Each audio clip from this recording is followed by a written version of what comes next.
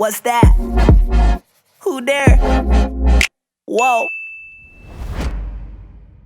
Hey guys, it's Kallaway. Hope everyone's doing well. In an effort to try to get this crispy video that you see behind me, we're experimenting with some new settings and a new player called Riverside. And unfortunately, the video did not record for this next episode. But we have Taylor's video and the audio sounds crispy, so we still wanted to make sure we played it. In the meantime, we'll just throw up a graphic and we'll be back in episode 37 with video on my side. Thanks. Enjoy the show. If you had to write a startup manifesto with 5 of the most important key lessons or pitfalls to avoid when starting out, what would they be? First one, hands down, don't even have to think about it, is co-founders. Like making sure, one, if you're going to have co-founders, like you know them, you've worked with them, they add value, you respect them, because for so many reasons, but it is so important to build that team around you. And I would actually recommend for you to try to get one co-founder. I have 2. There's just so much to do in a startup that it is close to impossible to do it all by yourself. But for the solo founders out there, like power to you, because there is a lot you're getting done.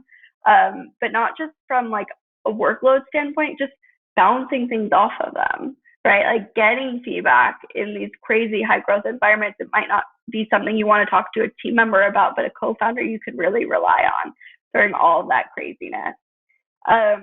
2, like decide really early on if you want to bootstrap or if you want to fundraise. Like they are very different types of companies, and both can be extremely successful.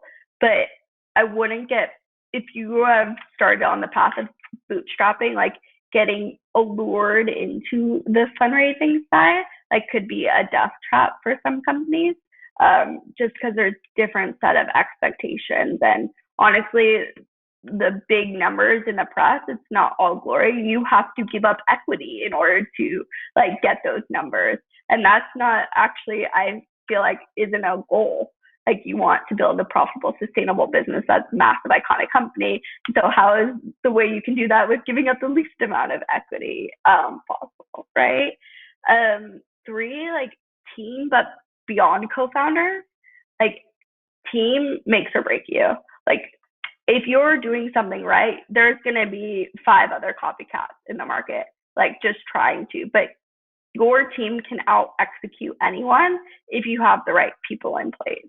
And that's not just the tech side of like the skill set, the hard skills, but also the soft skills.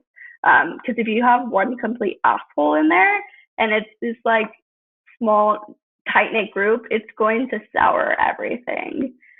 Doing great so far. Number 4, mentors.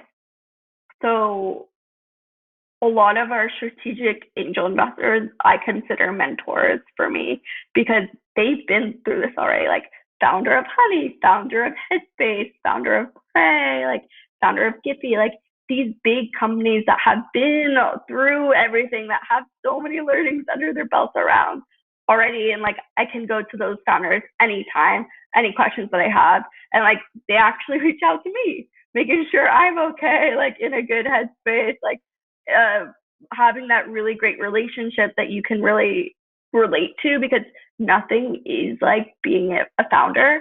Like you don't really train for this, and a lot of people don't understand what this experience is like.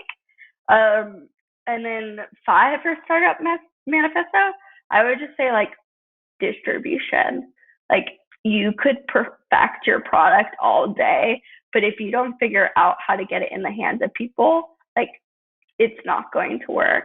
And it's one of the reasons why the day we had the idea, we had the ugliest version of Toucan, but we put it in the wild to get feedback, to start getting users, to start growing, even though it was like 5 users that one day. That was getting started, and then figuring out how to eventually 10x and keep scaling to get that massive hockey stick growth.